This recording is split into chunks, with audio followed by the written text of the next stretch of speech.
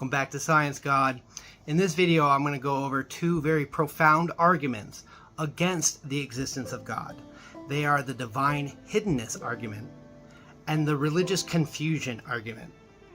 So first up, the divine hiddenness argument. There are several different ways to frame this argument, but let's focus on one common version. This argument has three basic premises. Premise 1. If a perfectly loving God exists, then he would always be open to a personal relationship with any person. The idea is that love is naturally relational. It's not just about being kind, it's about wanting to connect and wanting to be with the other person simply because you care about them.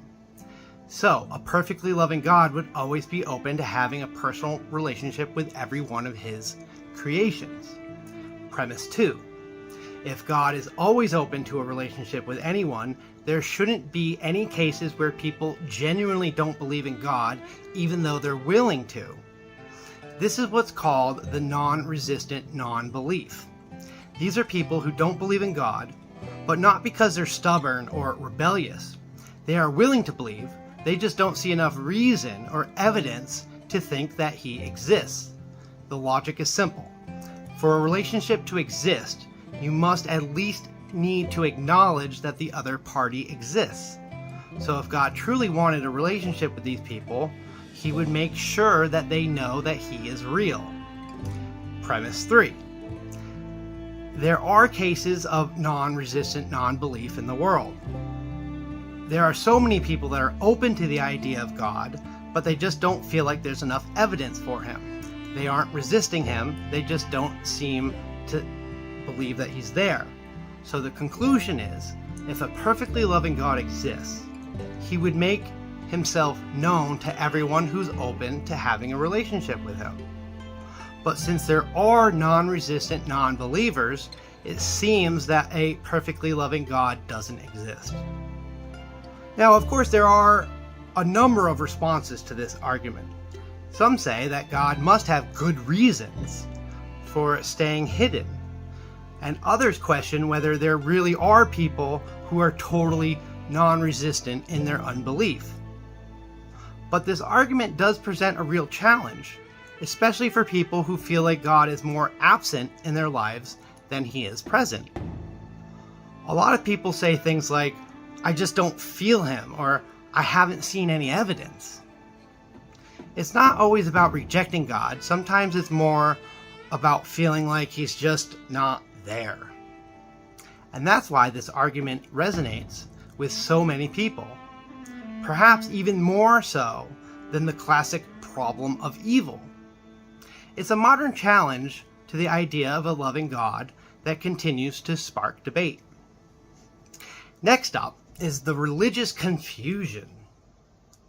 Now, this is also referred to the religious diversity argument. The basic idea is that if God exists and creates humans, you would expect him to make sure that we all know how to properly relate to him. After all, having a relationship with God is hugely important, as seen by most believers. And getting it wrong, well, that's often said to have pretty serious, even internal consequences. So if God exists, we should expect him to clearly reveal what he's like, how we're supposed to live, and how we can be in communion with him. This would include letting us know the right way to worship and connect with him. But here's the problem. The world is full of religious confusion. There are thousands of religions, and they all have different and often conflicting ideas about God's existence, his nature, and what he wants from us. And these aren't just small disagreements. They're about fundamental things like who God is and how we are supposed to relate to him. On top of that, some divine revelation seems strange or morally questionable. Think about the religious texts that talk about God commanding violent acts or collective punishments. If God is trying to guide us, these kinds of messages can seem confusing or even troubling. So the argument goes, if God exists and wants us to know him and live in accordance with his will, he hasn't done a great job of communicating that. On the other hand, if there is no God, religious confusion makes total sense. Different religions are more likely a result of social, cultural, or historical factors rather than clear divine guidance. Some might argue that there are common threads across religions, like the idea of there being something sacred or holy, or a belief in something supernatural that suggests there's something divine. But this doesn't really solve the problem of why God hasn't made His will more clear, especially when so much is at stake. To make this clear, think about a parent with their children. Imagine the kids are arguing about who gets to play with a toy because they each believe the parent told them something different. Now, if the parent could easily step in and clarify, but doesn't, we would question whether the parent is being responsible.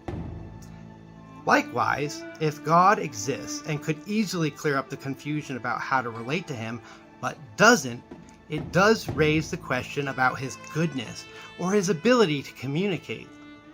This level of confusion is surprising under theism, but it is expected under atheism, where religions are seen as human-made.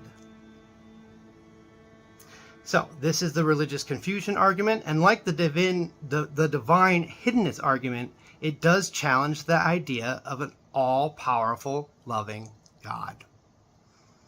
Thank you. I hope you enjoyed. God bless you. Have a great day.